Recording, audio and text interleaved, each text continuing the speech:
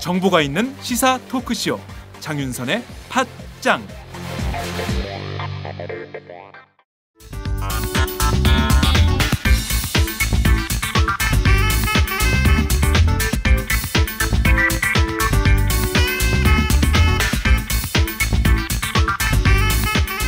삼인 삼색 정치 토크 문안박. 3인 3색 정치 토크 문안박. 정치권의 핫 이슈만을 모아서 한 주간의 핵심 이슈만을 문안박의 입장에서 짚어보는 3인 3색 정치 토크. 지금 바로 시작하도록 하겠습니다. 2주 만에 시작하는 겁니다. 굉장히 반갑습니다. 자, 문재인 새정치민주연합 대표를 대신해서 황희 전 새정치민주연합 부대변인 나오셨습니다. 어서 오세요. 안녕하세요. 네, 목소리에 힘이 빡! 힘이 한 주간 쉬고 지지자들을 많이 모아온 것 같아요. 그럼요. 네, 한 주간에 굉장히 동네 사람들을 많이 만나보니 좋습니다. 안철수 새정치민주연합 전 대표를 대신해서 서양호 두문정치전략연구소 부소장님 나오셨습니다. 어서 오세요. 반갑습니다. 다음 주도 꼭 봐요. 제발. 우리 방송 끝나는 멘트라고 그래. 시작하는데. 자, 박원순 서울시장을 대신해서 권오중 전 서울시 정무수석 나오셨습니다. 안녕하세요. 어서 오세요. 네. 폐지됐던 거 아니죠? 쫄았어. 살짝 쫄았어. 지난주 저희가 방송을 쉬었어요.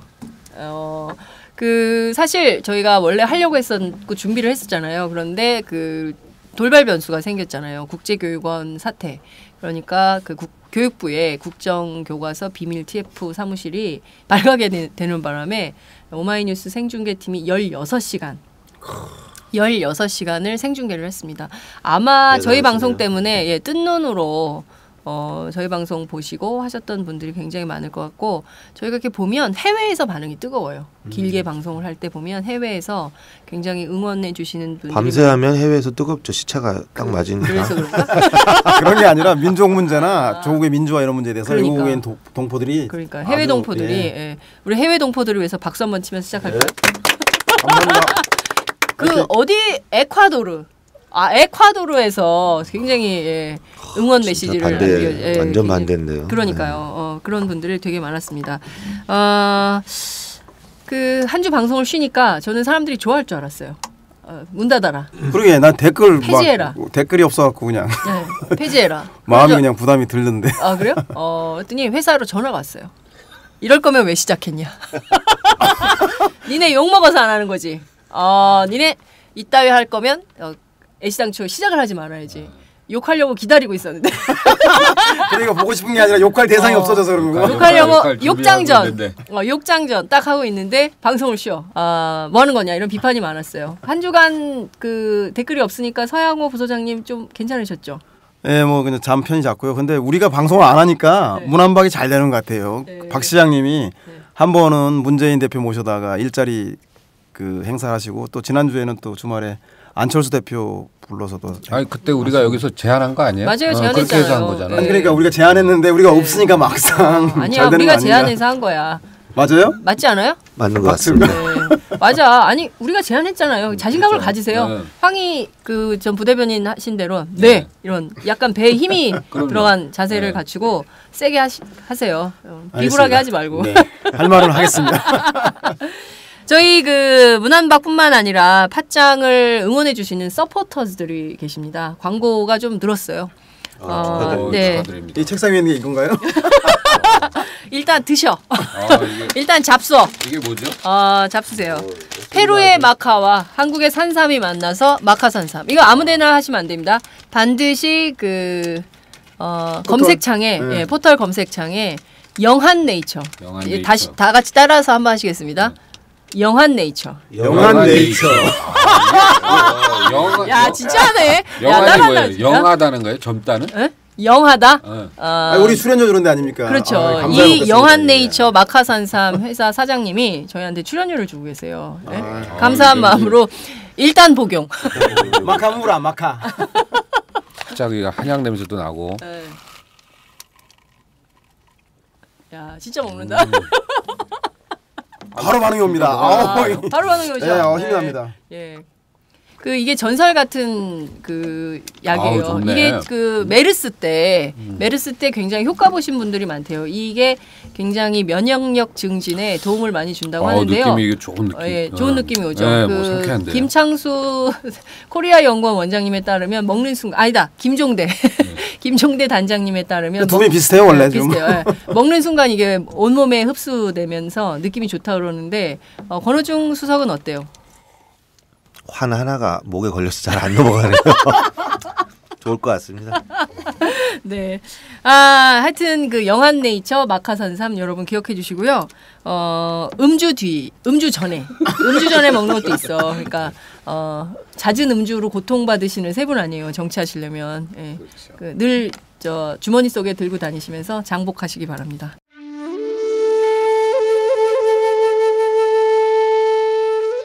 영한네이처의 마카산삼.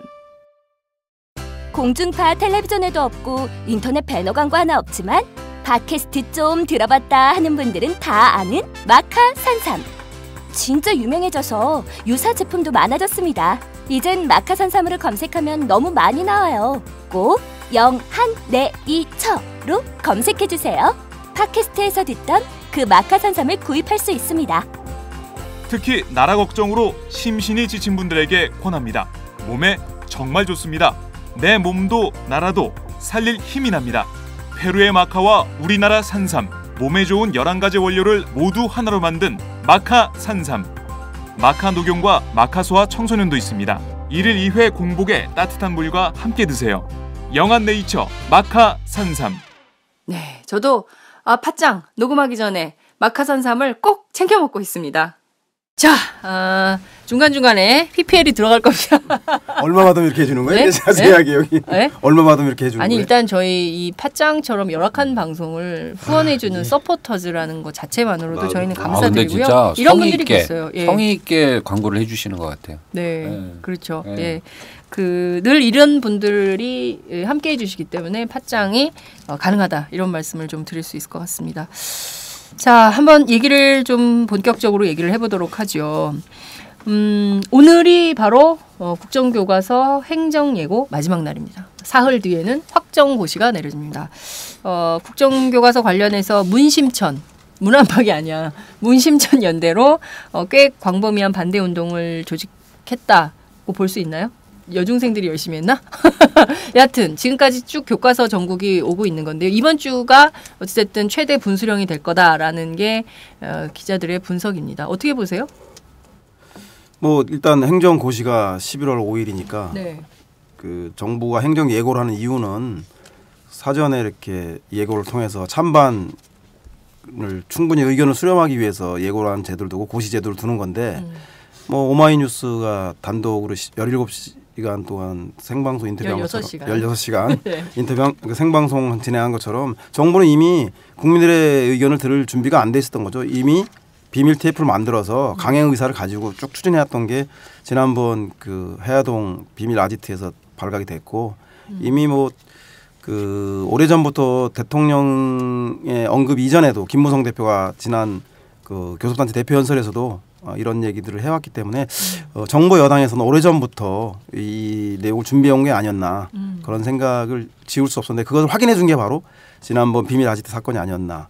그리고 아마 표면적으로는 행정고시가 있는 그 정부고시가 있는 11월 5일을 기점으로 전후로 여야 대치가 가장 첨예해질 걸로 되고 일단 잠복하겠지만 국민들 마음속에 내 생각을 우리 역사를 정부가 재단해 이게 뭐 언제 시대착오적인 거야라고 잠복돼 있고 그 내재돼 있지 않겠나 그렇게 전망해 볼 수 있겠습니다. 그렇군요. 황희 부대변인 네. 어떻게 보세요? 저는 이제 처음 방송에 나왔을 때 네. 현 정부가 아이템 잘못 잡았다 이렇게 한번 얘기한 적이 있어요. 네. 저는 한마디 더 말씀드리면은 이게 정말 어떻게 보면 내년도 그 정치권발 정부 여당의 1차 레임덕에 아주 본격적인 신호탄이 될 수 있을 것이다. 예. 왜냐하면은 지금 범야권이 공조해가지고 실제 그 반대 여론도 상당히 높아지고 있어요. 그 다음에 17개 교육감 중에 저희가 진보 교육감이 13군데입니다. 지금 벌써 그 교사 서명한 2만 명에 대한 징계 이런 게 나오는데 제 생각엔 교육감들이 이거 불복종하지 않겠어요? 이거에 대해서. 그래서 아마 강력한 이 프로그램들이 아마 있을 거예요. 이런 것들이 연대되고 그다음에 실제 여당 내에서도 지금 일부 의원들은 반대 목소리에 동참하고 있습니다. 국정교과서 반대 목소리에. 이제 이런 수도권을 중심으로. 그래서 이런 것들이 실제 총선에 영향을 미친다고 생각했을 때 정치권발 레임덕이 올 수밖에 없죠. 그래서 저는 이게 총선에서 가장 큰 이슈로 부상될 가능성이 높다. 그에 따라서 현 정부의 레임덕이 1차적으로 올 수가 있다. 아, 총선 전에 박근혜 레임덕이 온다. 역시 한 주 쉬고 배심이 딱 들어가니까 굉장히 그 주제 의식이 강해졌어요. 좋은 것 같습니다. 권 수석은 어떻게 보세요? 저는 일단 그 여론은 좀 그 대통령 국회 연설을 통해서 이외에 약간 좀 수렴되는 분위기는 있는 것 같아요. 네. 그러니까 한쪽이 우세하게 진행되지는 않는 것 같고, 근데 그게 이제 기재에 흐르는 여론과는 좀 다른 차원이 있다라고 생각을 하고, 대통령이 이런 부분에서 여론이 좀 더 악화되거나 이랬을 때 발을 뺄 것이냐. 근데 박근혜 대통령 스타일을 이렇게 몇 년 봤더니 절대 안 뺄 것 같은 분위기가 있어요. 네. 그래서 이 부분은 그냥 막장으로 치달을 것 같다라는 예감이 들고, 그렇다면 사실 제2의 무상급식 뭐 주민투표 같은 분위기로 흐르지 않을까라는 생각이 좀 있어서, 그래서 아까 황희 부대변인이 말씀하셨듯이 뭐 교육감이나 일선 교사들의 불복종 운동이 전국에 이제 뭐 화라산처럼 터져 나오고 뭐 부모들의 이제 항의나 이런 부분들이 있다면, 그게 이제 정치권이 주도하지 않더라도 그런 국민적인 운동 차원에서 어떤 불복종 운동들 이런 것들이 일어나면 당연히 뭐 내년 총선에 이것에 그 국민 심판의 장으로 변화할 수 있죠. 그러니까 생각했던 것보다는 좀 더 큰 판으로 움직일 수 있는 그 요소가 숨어 있다, 이렇게 저는 생각을 합니다. 그리고 뭐 국민들뿐만 아니라 당내 정치권 내에도 좀 미묘한 변화가 좀 있는 것 같아요. 문심천 그 야권 연대가 그 교과서 문제를 통해서 뭐 좀 깊이와 폭을 좀 넓혀 나가는 모양을 갖추는 것 같고, 여권 내도 재밌는 변화가 있는 것 같아요. 그 정부 여당은 항상 선거를 앞두고 나서 들고 나오는 게 기승전 전쟁, 기승전 북한, 기승전 북괴, 기승전 간첩. 뭐 우리 익숙한 레퍼토리 아닙니까? 이번에 좀 세련되게 역사 바로 세우기, 올바른 교과서 이런 얘기를 하다가 결국은 뭐 이정현 의원이 본색을 드러냈지 않습니까? 네. 북의 지령이다. 여기다 김무성 대표는 또 한술 더 떠서 물 들어오니까 노젓는다고 아버지 문제를 넣어서 대통령한테 충성하는 그 충성 경쟁 교과서에 불도 붙이고 자기 아버지 문제도 대선 전에 털고 이런 얍삽한 행동을 보이는 걸 보면서 그런 그 여권에서의 약간의 대통령과 갈등이 있을까 당대표로서 했던 분들이 이번 교과서 문제를 계기로 박근혜 대통령과 궤를 같이 하는 극우 보수의 색깔을 분명히 드러냈다. 이에 반해서 정두원 의원이라든가 유승민 의원들은 그 수도권 내 소정파 의원들, 그리고 그 박근혜 대통령과 대립각을 세웠던 유승민 의원들 같은 경우는 그 교과서 문제를 계기로 해서 일정하게 대통령과의 차별화. 그래서 이분들이 총선에서 살아남거나 내지는 의미 있는 성과를 거둔다면 여권 내에서 합리적 보수 세력, 뭐 본인들은 개혁적 보수 세력을 하는 사람들이 응집할 수 있는 그 약간의 토대가 마련된 건 아닌가. 최근에 무슨 모임도 만들었어요. 한 100여 명 정도 참 40. 뭐 예전에 미래연대, 신미래연대인가 예전에 그걸 계승해서. 저는 뭐 큰 의미 없는 문제일 것 같아요. 여하튼 자, 지금 보면 김무성 대표의 경우에는 그 아버님의 친일 관련해서 그 계속 뭐 동명이인이라고 주장도 해보고 했었으나 61년도 친일 발언까지 나타났거든요. 그러니까 사실상 아버지의 친일을 가리고 싶지만 그 기록은 계속 나오는 거예요. 역사의 기록은. 그렇기 때문에 이건 도무지 감출 수 없는, 해방 이후에도 친일을 한 행적이 나타났기 때문에 이건 정말 빼도 박도 못한다. 이런 정도로 좀 정리를 할 수 있을 것 같고요. 두 가지 이제 굉장히 중요한 것. 총선 전에 박근혜 레임덕이 온다. 그리고 국민들의 전 국민적인 불복종 운동이 점점 더 가시화되고 큰 폭으로 늘어날 가능성이 있다. 이런 말씀을 좀 주셨습니다. 아니, 두 분만 쟁점을 중요한 걸 얘기하고 저는 안 한 사람으로 돼버리네요. 아니 왜 했어요? 극우가 본격화됐다. 했잖아. 어떻게든 낄라 그래. 네, 사회자 갖다가 한 짚어주셔야지. 이게 제가 안 그래도 욕 먹는데 이 코너에서 욕을 안 먹기 위해서 굉장히 노력하는데, 하여튼 뭐 두 개의 큰 흐름이 있으니까 이 도도한 흐름을 좀 살려주면서 가세요. 네. 네, 대승적으로. 대승적으로 대인배의 기질, 네. 대인배의 기질을 보여주시면 좋겠습니다. 자, 그런데 문제는 지금부터가 야권의 그 얼마나 큰 상황을 만들어내는가 굉장히 중요한 거 아니겠어요? 그러니까 여권은 계속 그렇게 가겠죠. 오늘도 보니까 뭐 애국시민단체들하고 함께해서 뭐 최고위원회를 열고 새누리당 새 확보에 나서는 것 같습니다. 반대로 야당 문재인 대표의 경우에는 세종시에 가서 50만 명 서명 운동한 거, 서명지도 제출하고 그리고 오늘 그 반대 여론을 모으는 뭐 여러 가지 행사들을 한다고 하는데 이렇게 극단으로 대치하는 국면이 쭉 가는 거예요, 그죠? 리얼미터 오늘 조사를 보면 박근혜 대통령 새누리당 지지율이 동반 하락했습니다. 20일간의 그 여론 수렴 기간 동안 사실상 여론이 더 악화되는 이런 상황인데 그럼에도 불구하고 돌릴 생각이 없다는 게 박근혜 대통령 확고한 뜻인데 자 그러면 여기에서 야권은 어떻게 해야 되느냐 굉장히 중요한 상황인데 황희부 대변인은 어떻게 보세요? 야권은 지금 상당히 복잡한 상황이죠. 네. 예, 이제 총선을 불과 몇 개월 앞두고 5개월 남았습니다. 예, 내부적으로도 좀 분열돼 있고요. 개파 뭐 이런 혁신 논쟁부터 해서 내부적으로도 좀 분열돼 있고 또 외부적으로도 좀 통합해야 되는 여당과의 관계에서 1대1 구도로 만들어야 되는 네. 그런 숙제가 있어요. 네. 그래서 이제 이런 부분들에 대해서 이제 그 지도부의 고민이 클 거라고 생각합니다.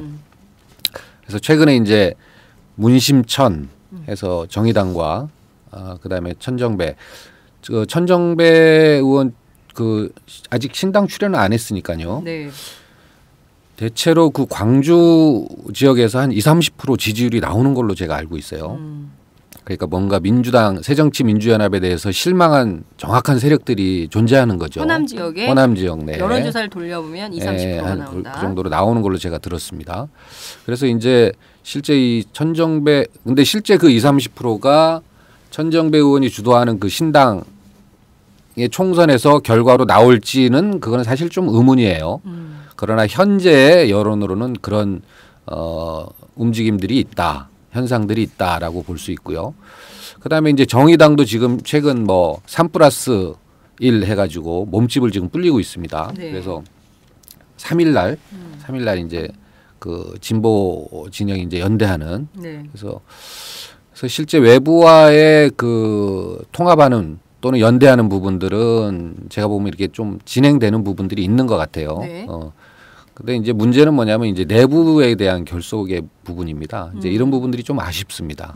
실제 그 문재인 대표라든가 박원순 시장 같은 경우에는 지지층이 좀 일치하는데 네.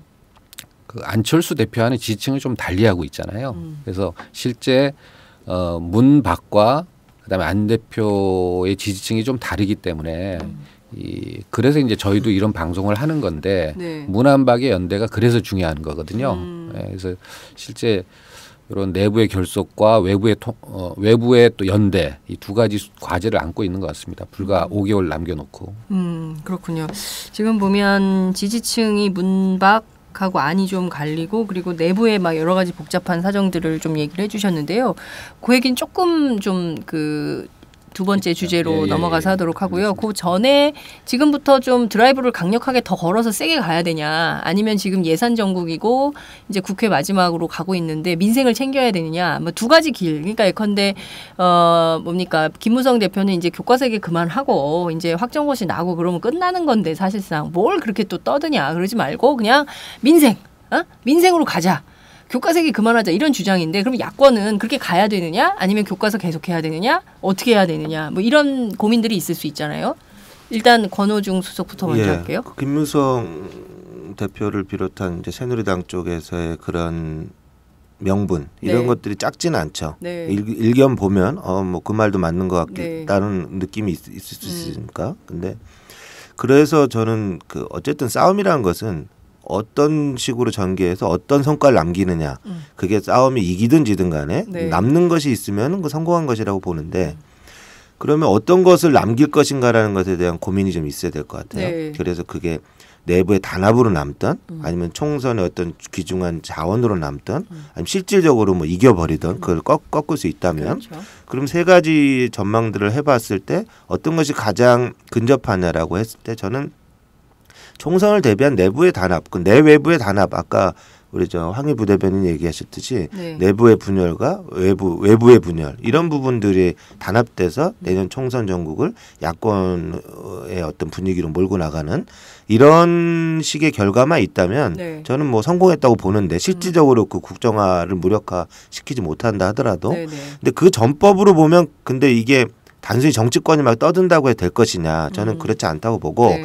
일면으로는 아까 김무성이 얘기했던 부분처럼 네. 그 민생이나 이런 부분들에서 오히려 명분을 갖고 지켜나가고 네. 일면으로는 아까 그 서두에 말씀드렸듯이 뭐 교육감들이나 일선 교사들이 불복적 운동들을 방조해주고 네. 도와주면서 한쪽으로 거대한 도도한 물결들을 흘러나가면 충분히 그런 소기 성과들은 제가 달성할 수 있다 이렇게 생각을 해서 너무 정치 일변도로 끌고 나가려는 생각만 조심한다면 성과는 분명히 있을 거라고 봅니다. 권오중의 제안. 너무 정치 일변도로 하지 말고 일종의 이제 시민들이 자발적으로 할 수 있는 불복종이나 이런 운동들을 하고 정치 안에서는 민생도 챙기고 교과서 문제도 같이 하면서 다각도로 버라이어티하게 가라 이런 제안을 하셨어요. 자연스럽게 지금 막 세 분이 서로 네. 얘기하고 싶어서 아니, 마이크 쪽으로 막 들이대고 있어요. 자연스럽게 이제 2라운드로 좋아요, 넘어가고 좋아요. 있는 이런 거예요. 분위기 좋아요. 네, 자연스럽게 2라운드로 2라운드로. 네, 정치권에서 주도하는 그런 그 부분에서 이제 실제로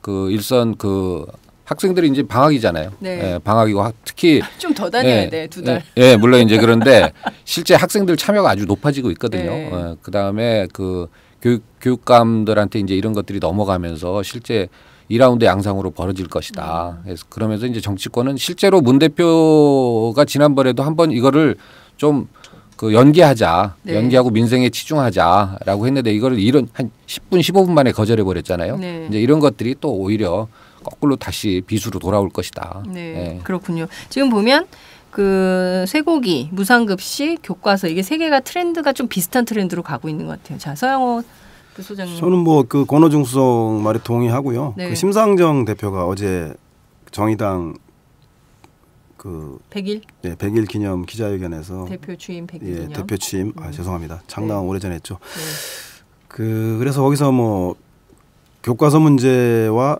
민생 문제 투트랙으로 가야 한다라고 그랬는데 뭐 전 오르신 말씀이 같은데 네. 약간 좀 정치자들이 오해할 수 있는 게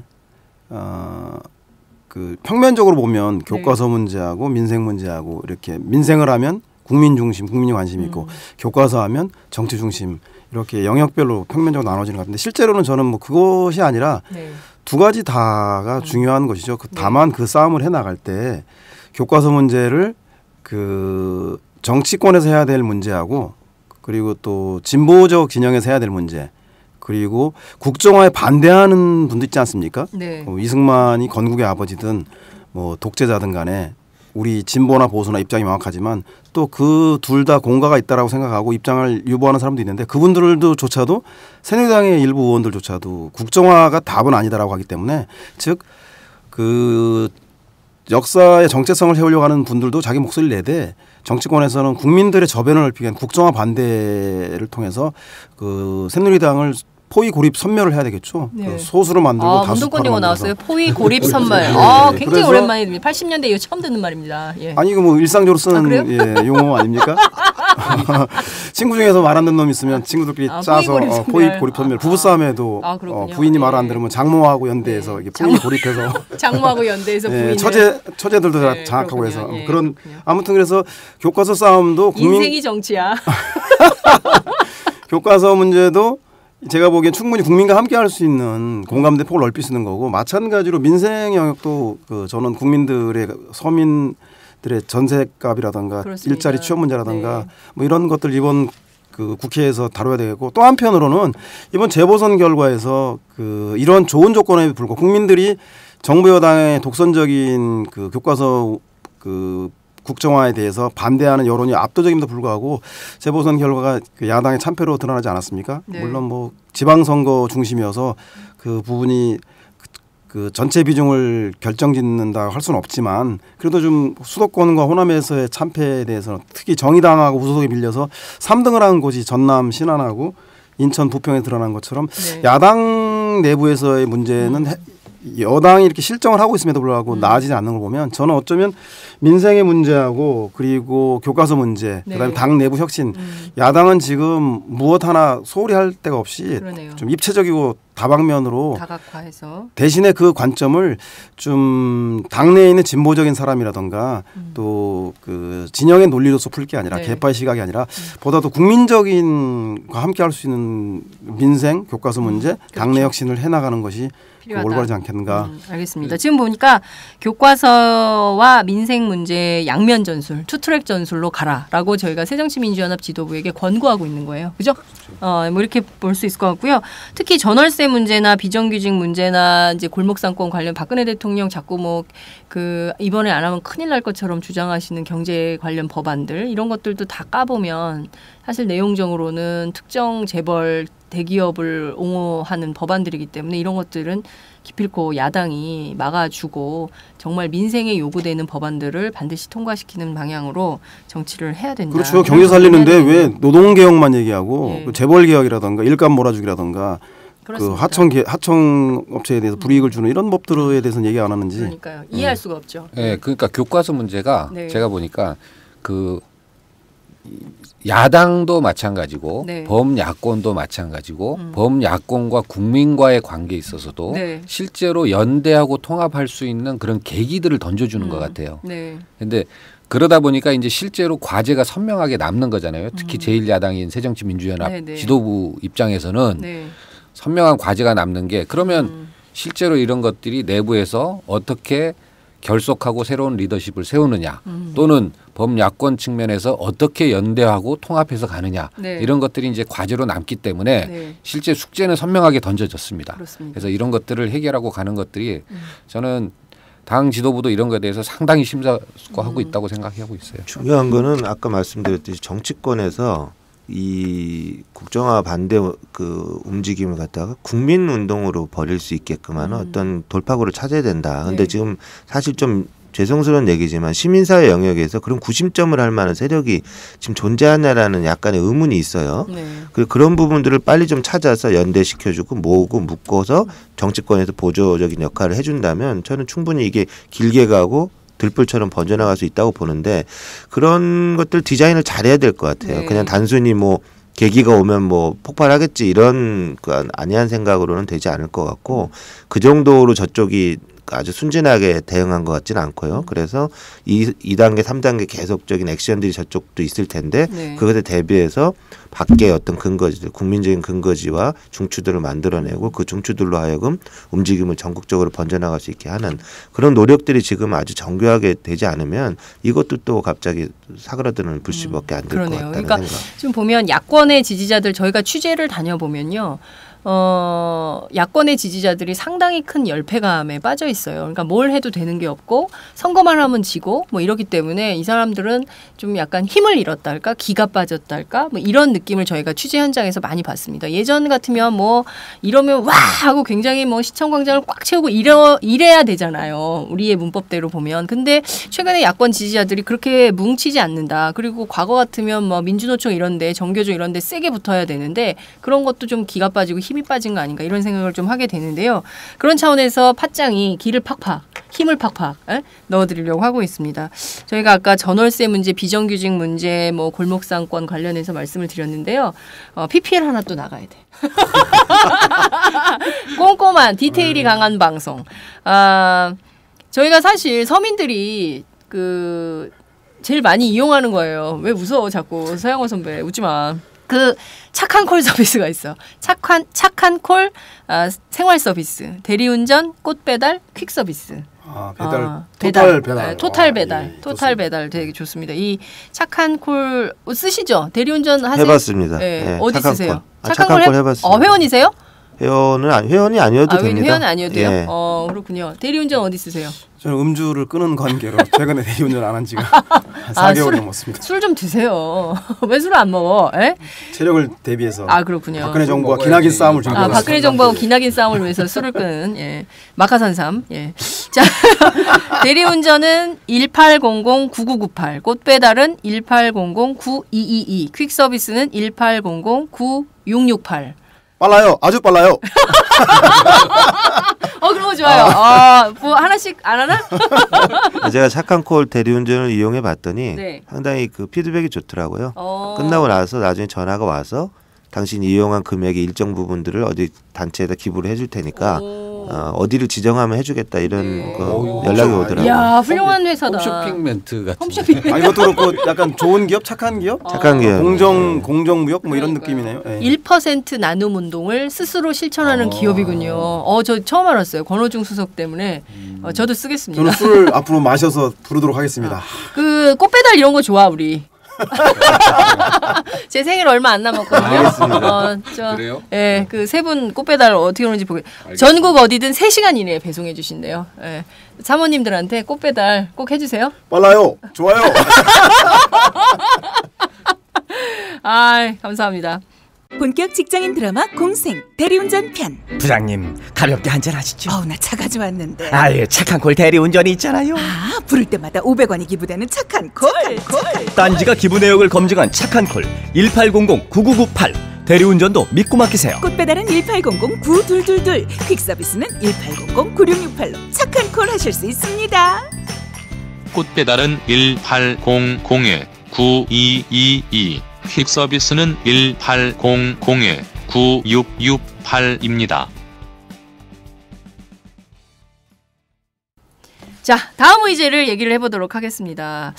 앞서 심상정 정의당 대표 취임 100일 기념 인터뷰 인용을 해주셨는데요. 연합정치 2.0이 필요하다 이런 제안이 나왔습니다. 앞서 천정배 신당 요 얘기도 조금 나왔는데요. 총선과 대선을 앞두고 야권이 어떻게 해야 되는 거냐, 총선의 전략적 목표가 뭐냐, 어떤 비전이 있냐, 애청자들이 굉장히 궁금해하십니다. 정치인들이 나오면 제일 듣고 싶어하는 게 바로 총선 전략이에요. 관련해서 얘기를 좀 풀어가야 될 것 같은데요. 어느 분부터 하시겠습니까? 권오중 수석께서는 핸드폰을 보고 계시기 때문에 황희 대변인이 써오셨어. 수첩에 깨알같이. 아니 요거 취재 강한 맞정 주류 당대표 측이다 보니까. 그 기본적인 그 문 대표를 중심으로 한 당 지도부의 기본 인식은 이런 것 같아요. 총선이라는 것은 결국 이제 국민의 표를 얻는 거잖아요. 네. 그래서 지난번에도 보면은 우리가 뭐 총리 인준안이라든가 네. 과거 같으면 이제 보이콧하죠. 들어가서 총리 인준하는데 부역하지 않겠다. 그래서 아예 보이콧하고 이제 그랬었는데, 또는 국회 내에서 막 싸우고 이제 이랬었는데, 저희가 이제 소수로서 들어가서 반대표를 다 던졌죠. 네.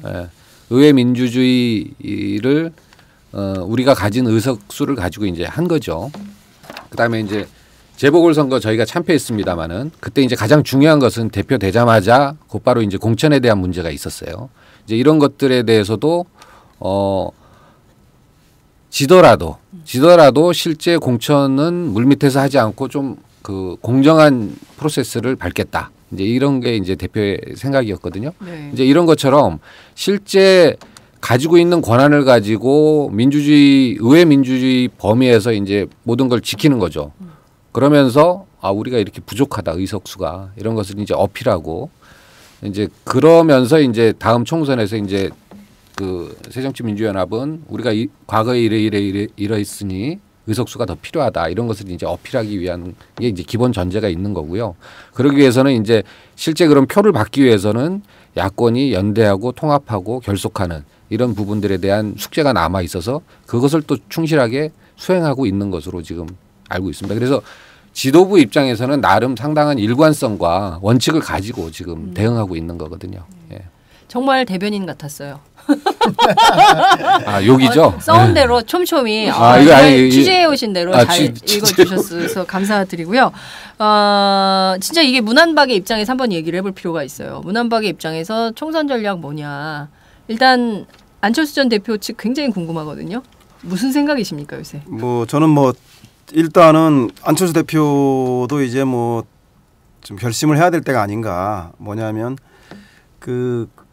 그동안 정말로 혁신을 위해서 당에 대해서 이렇게 비판하고 한다고 하지만 국민들이 받아들이기에는 뭔가 좀 문 체제에 대해서 불만 있는 사람처럼 비치고 있는 건 사실인 것 같고요. 그래서 실제로 나는 그 문재인 친노가 문제가 많은 집단이고 혁신을 잘 못하기 때문에 그 비노 진영의 수장으로서 뭐 침몰하는 배에 선장이 되고 싶지 않다고 하셨지만 비노 수장으로서의 대선 후보의 길을 갈 것인지 아니면 이런 친노 비노 개파 구도를 뛰어넘은 당내 대선 주자 개혁연대를 만들어서 우리 당의 4대 악질 고질적인 병폐인 그 개파 문제, 지역주의 문제, 부정부패 문제, 그리고 낡은 이념의 문제라고 하는 이런 문제의 온상이 중진들에 의해서 유지온전되는 그 개파 보스들 아니겠습니까?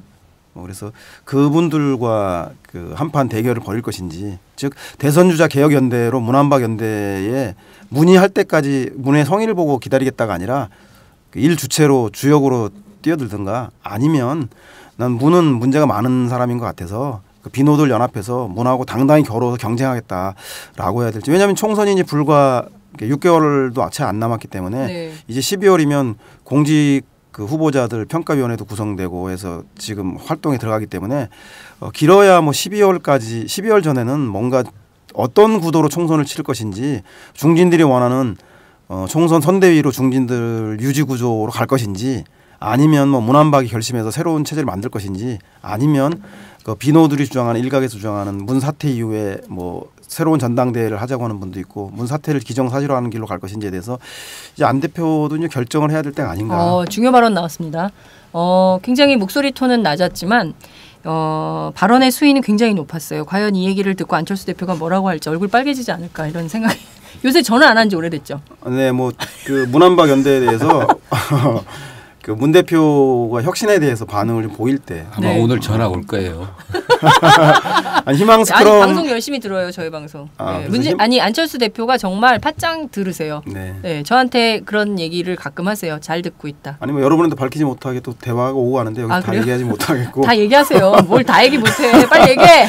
하여튼 그래서 좀 뭐 그런 그 문에 대한 결단만 요구하실 게 아니라 이제 안 대표의 구상도 얘기하실 때가, 안철수 스스로 결단하라. 네, 구상이 때가 비노의 아닌가. 수장이 되든지 아니면 중진과 한 판을 뜨든지 둘 중에서 선택을 해라. 왜냐하면 12월 15일 예비 후보 등록 아닙니까? 그렇습니다. 그 전에 사실상 한 달 정도 여유가 남아 있다. 그럼 이 한 달 안에 총선 전략의 각을 세워야 되는데 그 각이 뭔지 그 의견을 직접 밝혀라. 그때가 왔다. 이런 주장을 하시는. 그동안 뭐 일각은 좀 얘기하셨어요. 네. 그 뭐 나는 탈당하지 않겠다. 네.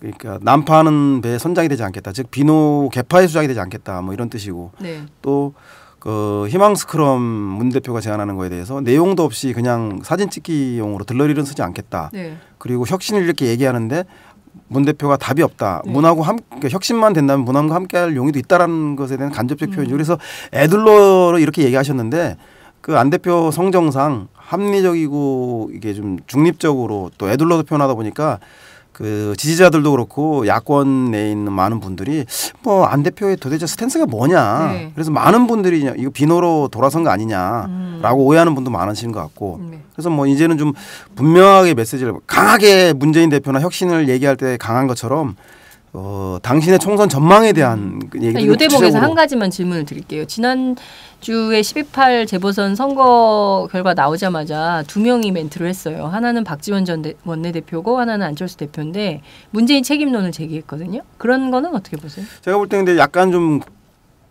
고민을 해봐야 될 게 이 대목에서 좀 그 4차 함수가 필요한데요. 네. 이제 비노들의 메시지가 다 같지 않습니다. 조경태, 박지원 두 분은 정확하게 사퇴를 얘기했고요. 네. 소위 말하는 김한길계라고 불리는 주승용 최고위원이라든가 김한길 대표는 당의 현 주소를 보는 것 같다. 이게 문 대표의 직접 책임론 사퇴를 거론하지 않았죠. 안 대표도 혁신이 필요한 상황이다. 이건 다양하게 해석해 볼 수가 있는데, 즉 그 김한길 대표는 선거를 많이 치러봤기 때문에 그 민주당만으로도 안 되지만 민주당 없이도 안 된다는 얘기를 하신 것처럼 문재인 대표만으로 선거를 치를 수 없다는 걸 여러 번 확인했다. 하지만 문을 배제하고도 선거를 이길 수 있겠냐라는 문제의식을 갖고 계신 것 같고, 네. 그에 반해서 조경태 의원이나 박지원 대표는 이 총대선보다는 총대선 명분이긴 하지만 뭐 당권에 대한 뭐 당대권 분리론을 얘기하시거나 그다음에 그 선거 패배론을 얘기하시면서 실질적인 문의 사퇴를 얘기하는 거 보면, 아니 문 대표는 사퇴하면 정치적 치명상을 입어서 대선 출마자로서 아주 심대한 타격을 입게 되면 결국은 우리 주자를 잃게 되는 문제가 발생하는데 그런 거에 굴하지 않고 얘기를 하신 거 보면 어쩌면 당권에 대한 장악 의지를 더 갖고 계신 게 아닌가. 그래서 비록에도 이런 약간 옅은 분화가 일어나는데 그렇군요. 네, 그렇게 좀 해석해 볼 수 있습니다. 알겠습니다. 황희 부대변인 어떻게 보세요? 저는 혁신안 자체가 당의 공식적인 프로세스에 의해서 모든 게 합의되고 결정되어지고 했거든요. 네. 네. 혁신위가 구성됐고 당무위 중앙위 최고위에 거쳐서 이제 모든 안들이 이제 의결되고 확정되고 이제 이런 부분이 있었는데 그러면 이런 논의 과정 자체에 끼어서 같이 이야기를 해야 되는데 이 결론이 다 나온 뒤에 이거를 뒤집는 네. 이거 당이 공식적으로 다 결정한 거거든요. 이걸 뒤집는 발언들 이것은 당 대표로서 문재인 대표 입장에서 보면 당 대표로서 이거를 어떻게 거부합니까? 당연히 당의 시스템상에서 모든 의사결정이 되고 당원에게서 결정된 사항에 대해서 당 대표는 옹호하고 지켜가야 될 의무가 당연히 있는 거죠. 그래서 나는 이런 부분들에 대해서 그래서 마지막에 물론 저기 문재인 대표가 자기 직을 걸고 여론조사라든가 이걸 통해 가지고 그럼 사퇴하겠다라고 한 거 자체가 정치적으로 좀 잘못된 부분 아니냐라고 하는데 당연히 문 대표 입장에서 몰리니까 그렇게 할 수밖에 없는 거죠. 당원들과 국민들을 통해서 대표가 됐고 그다음에 국민들의 한 절반의 지지를 받은 대선 후보였으니까 국민들의 의사를 물어보고 당원들의 의사를 물어봐서 당연히 다음을 자기 거취를 결정하는 건 당연한 거라고 보고요. 근데 저는 두 쪽에서 얘기하는 게 다 거중만 지금 얘기를 하고 있는데 뭐 문 대표도 뭐 공식적인 라인을 통해서 다 진행된 것을 어떻게 하느냐. 네. 안 대표는 왜 그때 가서 얘기 안 하고 지금 와서 얘기를 하느냐. 이런 식으로 얘기하고 안 대표도 뭐 혁신안은 아예 얘기도 안 하고 뭐 혁신이 안 되고 있다 이런 식으로 얘기를 하는 거지. 이제 뭐 이렇게 좀 말이 안 되는 것 같아요. 네. 사실은 실체를 정확히 드러내놓고 얘기를 해야 되는데 결국은 저는 그렇게 봅니다. 선거라는 것은 51대 49의 싸움이고 네. 그러면 자기의 지지 진영을 강화시키고 무당파층들을 끌어들이는 이런 전략들이 가장 기본적인 전략인데 네. 저번에 더미래연구소에서 발표한 여론조사를 보면 네. 가장 중요하게 나오는 낱말이 그겁니다. 야당은 일체감이 없다. 충성도가 없다. 야당 지지층에. 그럼 일체감과 충성도를 어떻게 끌어올리느냐.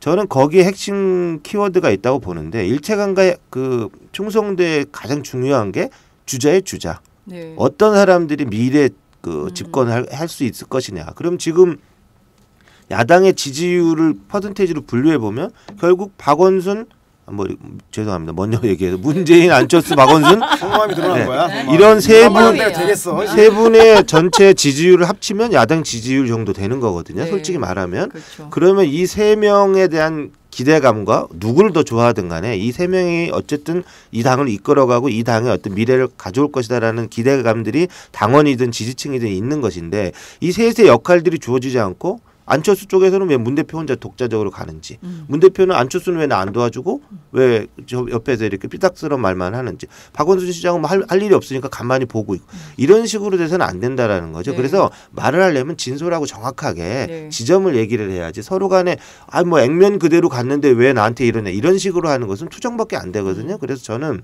3명의 주자 대선 주자급 분들이 당을 좌지우지하는 어떤 결정체들을 빨리 만들어야 된다. 이제는 그러니까 알맹이 없는 불임의 어떤 정치인들이 하지 말고 네. 어쨌든 새 생명을 탄생시킬 수 있는 능력이 있는 세 분이 주도적으로 뭐 지분을 나누던 결사를 하던 이런 방향으로 빨리 돌아서지 않고서는 총선 대선의 가능성이 있느냐? 네. 이건 되게 회의적입니다. 그렇죠. 그래서 저희가 이 프로를 하는 거예요. 네. 네. 추가적으로 좀 말씀을 드리자면 안 전 대표도 이제 결심해야 될 때가 됐지만 네. 문 대표도 야권의 적자로서 당 대표로서 직전에 책임 있는 대통령 후보로서 안 대표가 갖고 있는 문제의식 아무리 비주류는 공간이 부족하다 보니까 이런저런 얘기를 말로 많이 할 수밖에 없지 않습니까? 때로는 감정이 섞이기도 하고 그런 문제에 대해서 경향신문에 나온 것처럼 미주알 고주알 얘기할 게 아니라 보다 좀 통 큰 자세를 보이면서 단합하지 않으면 사람들은 뭔가 문 대표가 플랜 B가 있는 거 아니냐. 안철수 대신 유사 안철수 끼워서 유사 안철수? 이렇게 비슷한 사람 끼워서 네. 나는 야권 당내 단합을 위해서 애쓴다라고 휙 가버리고 네.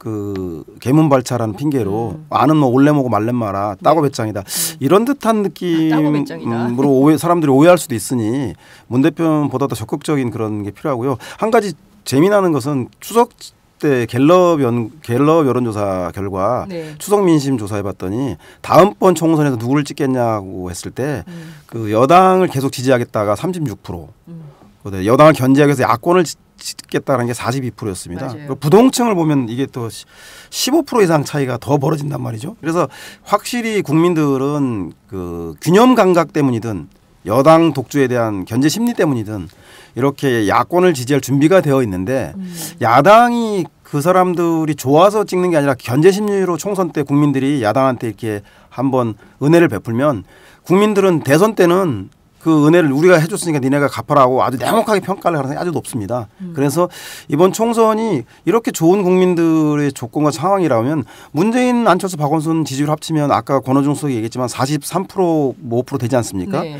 이분들이 대립하고 갈등할 때 이게 대권 다툼으로 갈등하면 당 지지율이 떨어지고 그렇지 않고 먹고 사는 문제라든가 여당의 일방적 독주를 견제하는 이번 교과서 문제 같은 경우 국정화 반대 세 분이서 피켓 들고 광화문에 세 분이 서 있으면 얼마나 보기 좋았겠습니까? 그러니까요. 근데 왜 따로 해? 그러니까 그런 국민들이 그런 것들을 함께 할 때는 함께 하고 즉 여당의 독주를 막겠다고 한 총선 승리 그다음에 서민들을 위한 정권 교체 이런 대의를 위해서 애쓴다면 국민들이 누구보다 더 잘 알지 않겠습니까? 그래서 다음번 대권은 총선과 대선의 승리를 위해서 자기를 희생하려고 하고 통 큰 판을 만들려고 하는 사람이 결국 리더로서 인정받을 텐데 이런 좋은 국민들의 여건에도 불구하고 그 세 분이 역할이 좀 더 미흡하지 않나.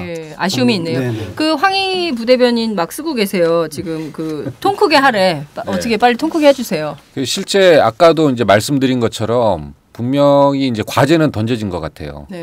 지금 뭐 현재 당 대표니까 내부가 어떻게 결속하고 또 외부와는 어떻게 연대할 것이냐 범야권이 이거에 대한 과제는 분명히 던져졌으니까 문 대표 스스로도 아마 이런 부분에 대해서 상당한 고민이 깊어질 것 같습니다. 그래서 실제 뭐 정말 개인적 같아서는 뭐 진짜 당내에서는 나 같으면 진짜 한 3+1 비대위 구성해. 3+1 비대위 구성해. 문한박 플러스 뭐 누구? 뭐 천정배가 됐든 누가 됐든 아니 뭐 저기 일단 당내니까 또 공교롭게 이 문한박 세 분이 또 영남 사람이에요. 호남 민심 좀 생각해서 아까 한 20-30% 뭐 지지가 있다고 하니까 그럼 3+1로 비대위 구성해서 갔으면 좋겠는데 이건 제 말이고 문재인 대표가 받아야죠. 실제 그런 고민이 깊어질 수 있을 것 같아요. 그래서 상당히 고민하는 걸로 제가 알고 있습니다. 3+1 그만두라고?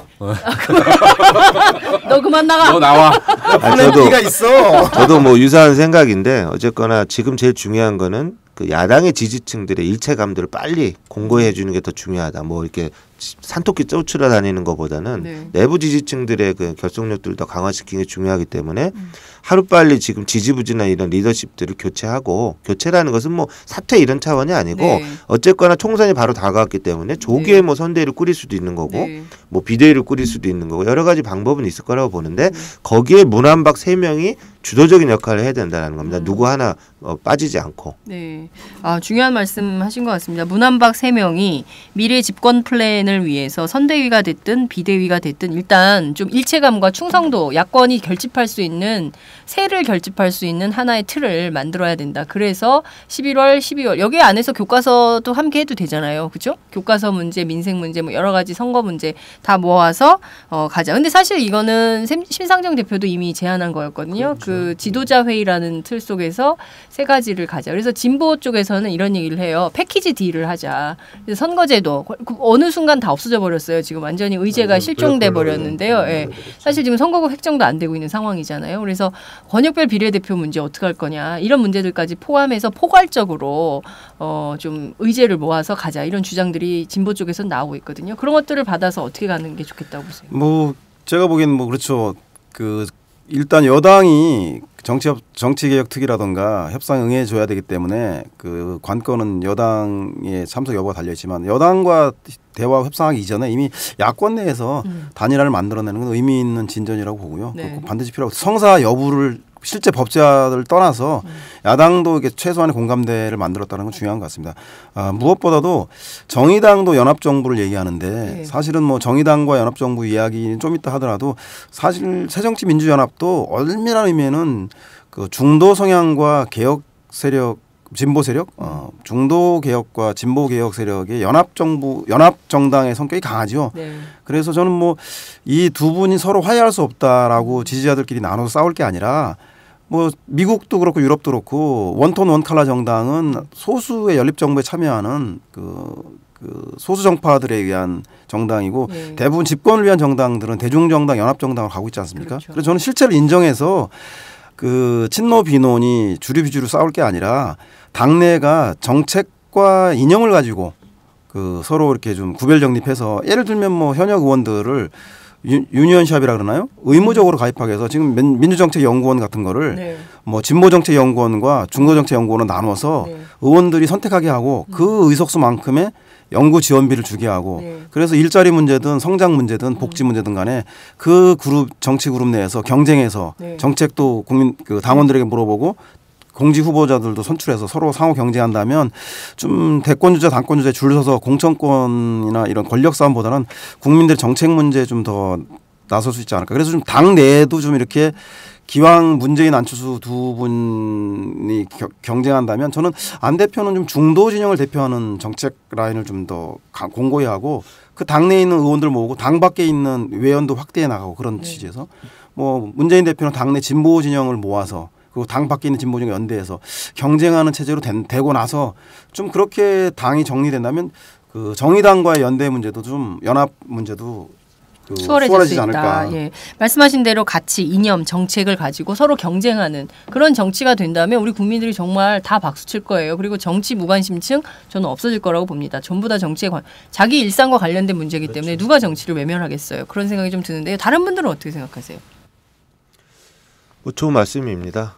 뭐 저는 개인적으로 상당히 좀 아이디어란 말씀이라고 보고 그 뭐 이념 정책에 의해서 정당이 운영된다라는 건 뭐 원론적으로 많은 얘기가 있었던 부분이지만 안 되고 있는 거죠. 네. 그건 이제 생각이 다 다르기 때문이고 자기 이해관계가 얽히기 때문이다. 그래서 그 당의 어떤 구심과 리더십들이 살아나지 않고서 그런 부분들이 관철될 수 있을 것인가라는 이제 의문이 드는 것입니다. 그래서 좀 더 중요한 거는 그런 이상적인 방향의 당의 운영을 하기 위한 리더십이 빨리 구축되고 그것들이 안정적으로 재생산되는 이런 구조들이 돼야 되는 건데 여태까지는 뭐 떴다방처럼 당 만들었다 헤어지고 당 만들었다 헤어지고 이런 식으로 볼게 폭력적인 방법에 의해서만 그것들이 유지 온전됐던 것이거든요. 그래서 100년가는 정당 이런 슬로건이 아니더라도 아까 말했듯이 이념과 정책으로 운영되는 민주적인 정당이 되기 위해서는 하루빨리 그 안정적인 리더십이 구축되고 그것들이 재생산돼야 된다라는 제 생각이고 그 부분에서 문안박의 문제 아까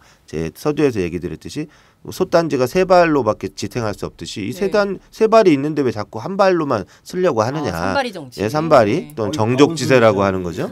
그래서 이거 세 발로 서야 하는 게 맞는데 다 당연한 상식인데 왜 자꾸 한 발, 두 발로 서려고 하는지 이런 부분에 대한 자기 반성들이 새 주자 간에 좀 있어야 되지 않는가 생각합니다. 네. 그 저희가 이제 대선을 몇 번 치러 보면 대선 전도 그렇고 대선 과정도 그렇고 대선 이후에 집권을 어떻게 하겠다, 국정 운영을 어떻게 하겠다라는 플랜이 구체적으로 나온 적이 없어요. 한 번도 나온 적이 없어요. 아, 그랬나요? 그렇죠. 실제 이제 공약들이 좀 나왔는데 공약들은 뭐 어떻게 보면 한 50% 정도 뻥이 섞여 있으니까 이건 현실적이지 않죠. 이거 국민들이 듣고 계셔요. 아니 예를 들어서 저기 행복주택 같은 거 보면 얼마나 취지가 좋습니까? 근데 그 평당 공사 원가가 원래는 한 270에서 350 하는데 그렇게 행복주택처럼 지으면은 공사 원가가 2,500까지 나온다는 거 아니에요? 이거 모르고 지은 거 아닙니까? 하나도 된 게 없잖아요. 이제 그런 식인데 실제 그런 걸 어디서 보면 알 수 있냐면은 인수위 과정에서 보면 알 수 있어요.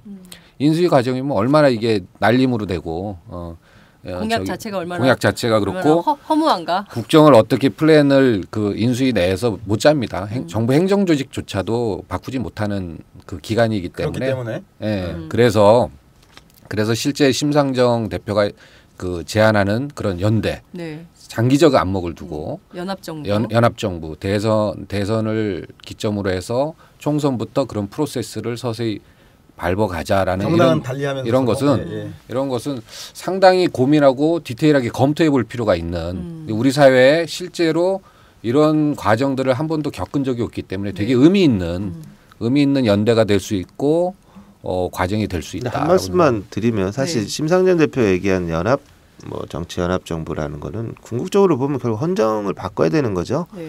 그러니까 지금 대통령제 폐해 이런 부분들이 익히 국민들이 다 아는 처지고 그러면 의원 내각제든 여러 가지 형태의 다른 시도들이 있을 수 있는데 그런 부분들에 대한 단초들이 마련되지 않고서 그 실제적인 의미의 연합 정부나 연합 정치가 될 수 있을 것인가라는 것은 제가 보기에는 좀 요원한 일이 아닌가. 그래서 하루빨리 좀 개헌의 문제도 그 야권 지도자들끼리 좀 이렇게 합의된 내용들이 있어야 될 것 같아요. 네, 그러니까요. 그 정말 그 장고한 역사를 하나하나 촘촘하게 좀 그 낚시금을 짜듯이 좀 그렇게 만들어가야 될 것 같고 어떤 측면에서 보자면 정말 대전환의 역사 앞에 우리가 서 있는 거 아닌가 이런 생각이 좀 들기도 합니다. 큰 물결로 나가는 이 민주공화국의 역사를 계속 이어갈 것인가 아니면 경우에 따라서는 지금 최근에 박근혜 대통령의 애티튜드나 스탠스를 보면 저분이 금방 끝내고 싶어 하는 것 같지가 않아요. 오래 하시고 싶어 하시는 것 같아서 경우에 따라서는 야권이 내년 총선에서 참패하게 되면 근데 그 새누리당의 압승으로 선거 결과가 나오면 그 다음에는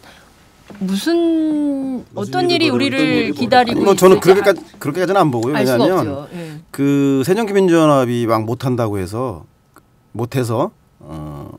국민들이 만들어줄 것이다. 그렇죠. 그러니까 천정배 의원이 광주에 선전은 천정배 신당이 비전이나 새로운 인물이 있어서라기보다 아직까지는 죄송한 말씀이지만 새정치민주연합이 못해서인 것처럼 아마도 국민들이 그 박근혜 정부의 독주와 독선에 대해서 불안감을 가지고 있기 때문에 저는 그 총선 결과가 아주 큰 표차가 나서 압도적으로 여당이 우승한다든가 이런 것 같지는 않은데 문제는 다만 그렇다면 야당은 그렇게 국민들한테 총선에서 신세를 지면 대선에서는 국민들이 아주 냉정하고 박하게 평가할 거란 말이죠. 그래서 그렇기 때문에 이번 총선에서 정의당과 연합정부라든가 그리고 그 새정치민주연합 내부의 가치와 정책을 중심으로 한 그 새로운 정치 질서의 재편을 하기 위해서는 기성 정치, 낡은 정치에 있는 사람들이 그걸 방해한단 말이죠.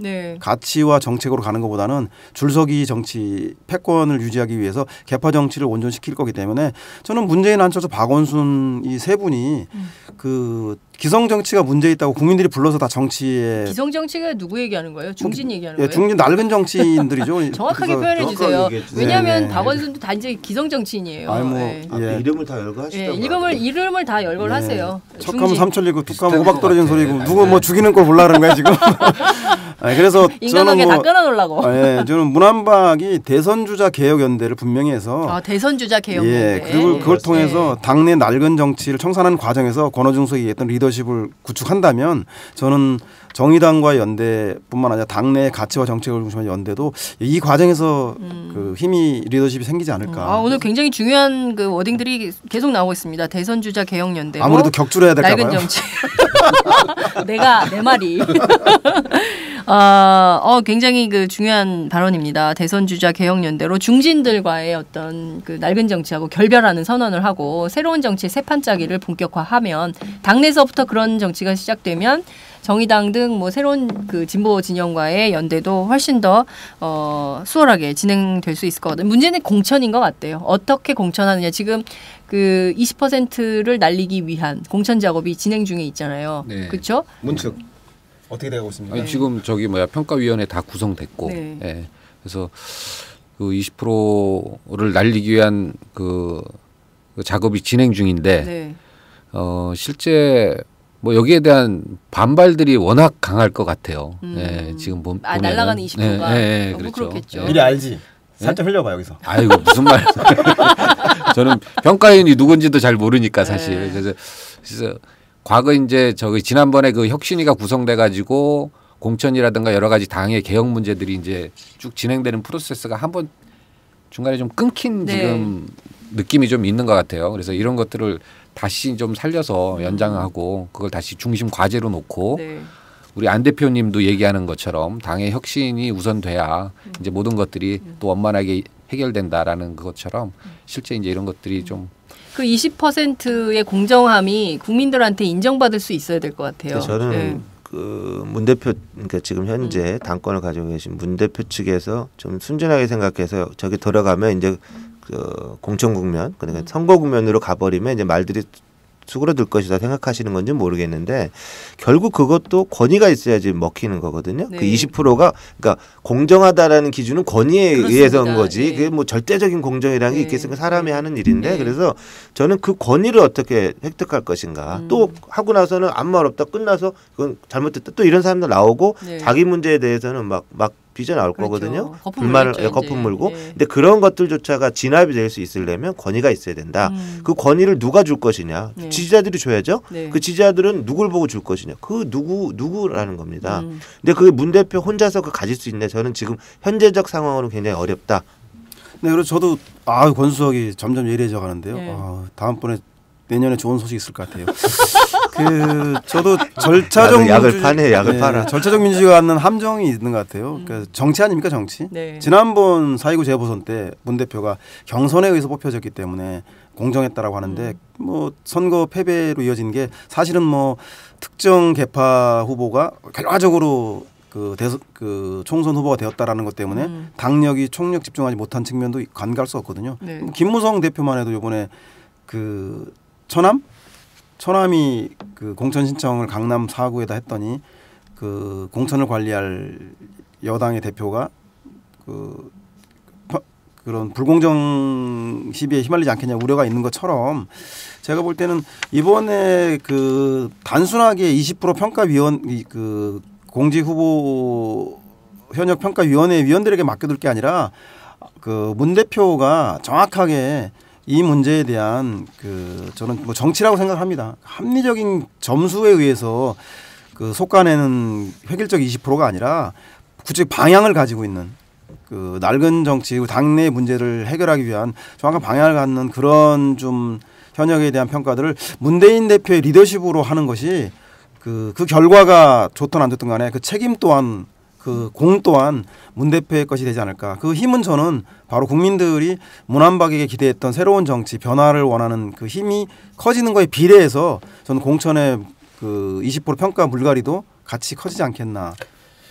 그 말에 동의하면서 그럼에도 불구하고 저는 동의만. 절차는 매우 중요하다. 방금 어떻게 보면은 선한 독재 느낌이 날 수도 있어요. 예? 선한 독재자가 나와서 모든 것을 이렇게 절차를 무시하고 근데 지금까지 그런 절차가 정례화되고 안정화되고 그러지 못해서 그 절차 자체가 국민들한테 신뢰를 받지 못한 결과라고 봐요. 그래서 우리가 이런 부분에 대해서는 조금 더 인내하면서 당 스스로가 이런 절차를 계속 지켜나가는 게 중요하다고 봐요. 이 지켜나가는 과정 속에서 그런 기관들 오랫동안 국민들이 신뢰를 받으면 이 절차에 대해서 저는 신뢰를 받을 수 아니 뭐 있다고 절차를 생각합니다. 무시하자는 거 아니고 리더가 절차 뒤에 숨어서 네. 그러지 말자 이런 취지로 이해해 주시면 고마울 것 같은데 이렇게 뒤에 숨지 말고 알겠습니다. 정정당당하게 하시는 걸로 하고요. 자, 어느덧 1시간이 지났습니다. 오늘 굉장히 빠르게 스피디하게 진행했음에도 불구하고 1시간이 훌쩍 지나갔는데 아직도 다뤄야 될 의제들이 굉장히 많이 남아 있어요. 그래서 우리가 회식을 해야 될 것 같아요. 잘 나가시고 회식을 해야 될 것 같아요. 다음은 팟짱 서포터즈 1호 광고입니다.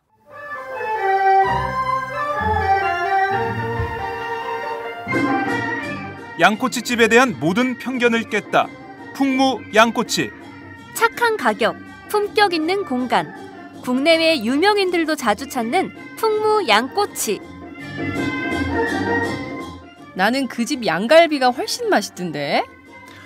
누나 나는 그 집 맛있는 요리들이 지금도 잊혀지지 않고 있어요.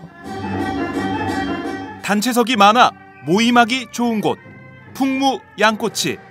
대림역과 구로 디지털 단지 역점 두 곳에 있습니다. 예약 문의 02809-9292, 02809-9292. 잠깐, 팟짱 애청자라고 말씀하시면 통큰 서비스를 제공합니다.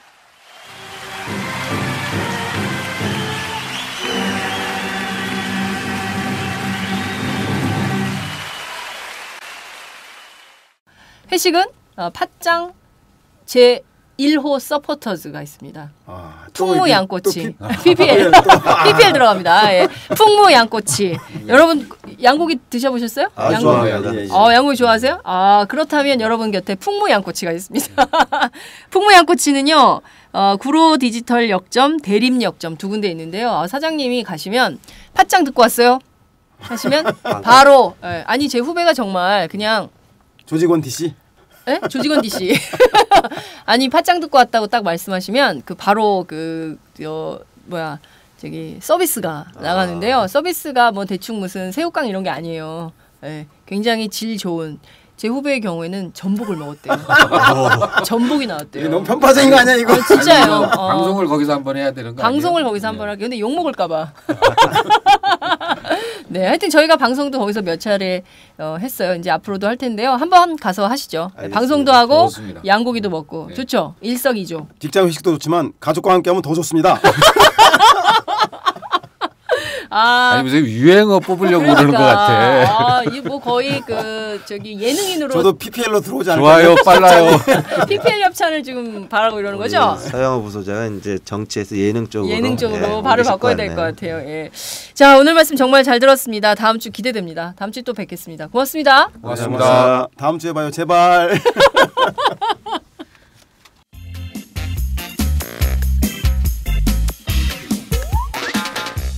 매일 정오 여러분의 점심시간 맛있게 씹어드실 뉴스를 보내드리는 장윤선의 팥짱. 매일나 신선한 뉴스를 맛보고 싶으시다고요? 보수 언론이 대충 훑고 지나간 뉴스 그 이면의 진실을 알고 싶으시다고요?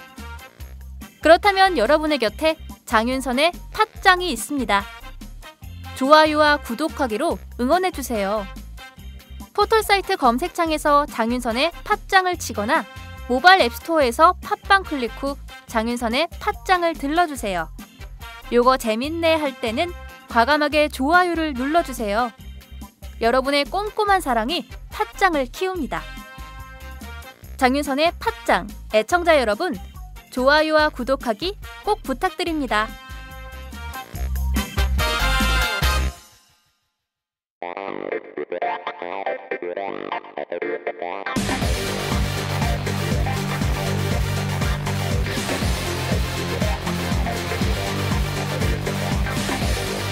정보가 있는 시사 토크쇼 장윤선의 팥짱.